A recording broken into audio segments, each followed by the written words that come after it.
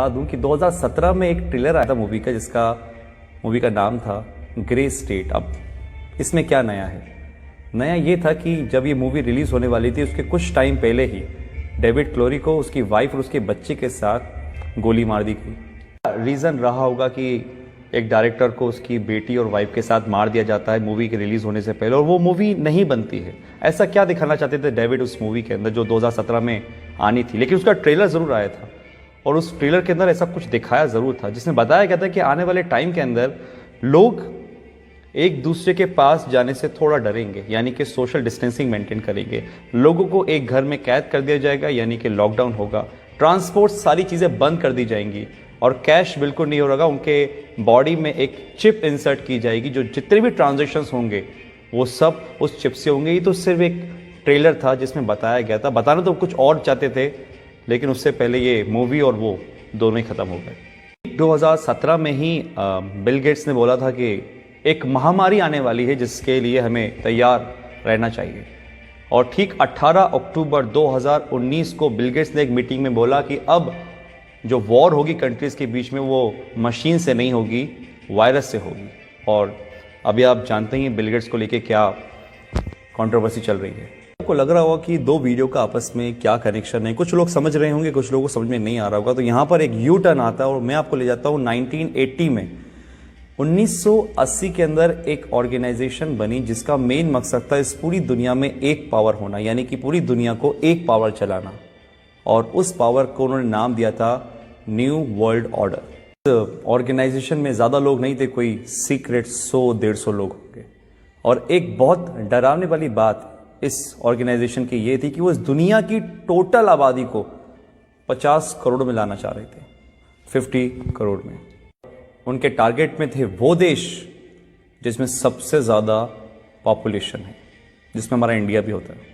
सबके लिए उन्होंने एक प्लान बनाया जिसका नाम था MMP, mind control, money control, population control. Control यानी कि आदमी खुद से कुछ ना सोचे, जो वो चाहें वो आप सोचो, माइंड कंट्रोल। और ये किसके थ्रू होता? मास मीडिया के थ्रू। जो मीडिया में दिखाया जाएगा वो आदमी सोचेगा।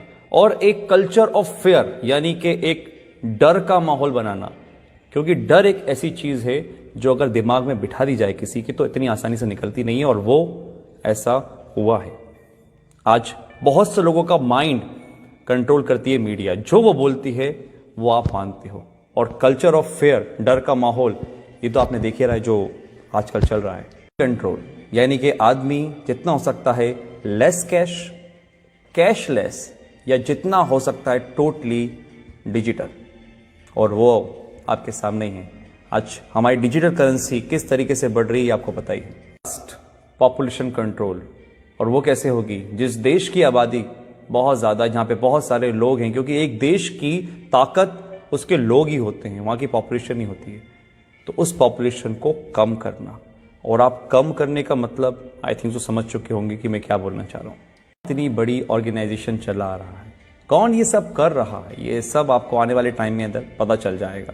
क्योंकि आने वाले टाइम में सिर्फ दो लोग रहेंगे, एक वो जो काम करेंगे, एक वो जो काम करवाएंगे।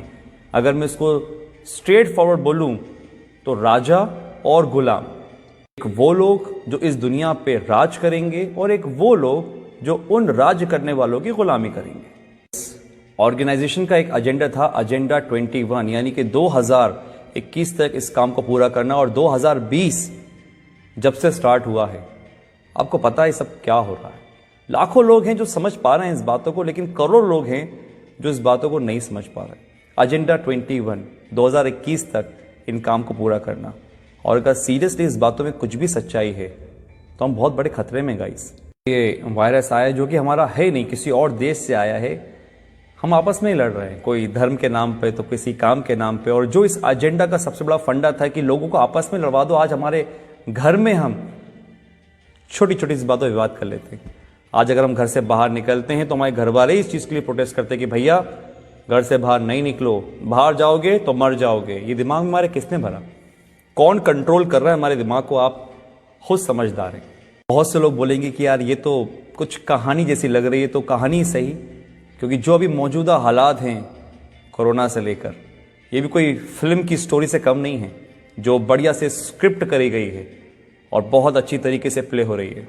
मैं आता हूँ अपनी पुरानी वाली बात पर कि जो सुबह मेरे साथ इंसिडेंट हुआ कि एक मध्य वर्ग का आदमी जो लोअर मिडिल क्लास है, जो शायद कुछ भी काम करके काम चला रहा था, वो मांगने को नहीं तैयार है। वो 3 दिन पुरानी रोटी खा लेकर चुप कर उठाकर, लेकिन वो मुझसे पैसे लेने को तैयार नहीं था। मैंने फोर्सफुली उसको पैसे लिए थे। ये हालात है। तो एक मैसेज तो ये है कि अगर आपके आसपास कोई देखे जो हो सकता है मजबूर हो लेकिन शर्म के मारे नहीं मांग पा रहा हो, तो उसकी आप जरूर मदद करिएगा। इतना तो हम लोग अंदाजा लगा लेते हैं कि कौन परेशान है कौन नहीं। दूसरी बात, अगर ये बात सही है कि जो 1980 में एक एजेंडा चला, एजेंडा 21, डर का बिजनेस, अगर ये सही है तो गाइस आप लोग समझिए, संदीप महेश्वरी, मिस्टर रॉय चौधरी, ऐसे बहुत से लोग हैं, बड़े बड़े डॉक्टर्स हैं जो आपको समझाने की कोशिश कर रहे हैं कि इसका मॉर्टेलिटी रेट बहुत कम है, 0.01%। 1000 में से एक इंसान मर रहा है, तो फिर किस बात का इतना हाहाकार मचा हुआ है? जस्ट बिकॉज ऑफ, क्योंकि हम जो न्यूज देखते हैं वो मीडिया से आ रही है। बात वही है, हमारे दिमाग को कंट्रोल करा जा रहा है, हमारे पैसों को कंट्रोल करा जा रहा है। आज हमारे पास इतनी आजादी नहीं है कि हम खुद का काम कर सकें। किसी के कहने पे हम दुकान खोलते हैं, किसी के कहने पे हम दुकान नहीं खोलते। ये हक हमसे छीन लिया गया है, पैसा कमाने का हमसे छीन लिया गया है। हम खुद से आज कुछ नहीं कर सकते। ये कहीं वो एजेंडा 21 तो नहीं? अगर है तो आज डर छोड़िए, अपनी इम्यूनिटी पे काम करिए, दिमाग लगाइए, लॉजिक समझिए। मीडिया क्या बोलती है वो नहीं, आप ये समझिए कि दूसरे जो लोग, लाखों लोग समझ रहे हैं लॉजिकल बात को, उसको पकड़िए, ठंडे दिमाग से सोचिए और फिर फैसला कीजिए कि आपको क्या करना है। आप डरेंगे नहीं तो आप संभल जाएंगे, और अगर आप संभल गए तो ये देश बच जाएगा। Thank you.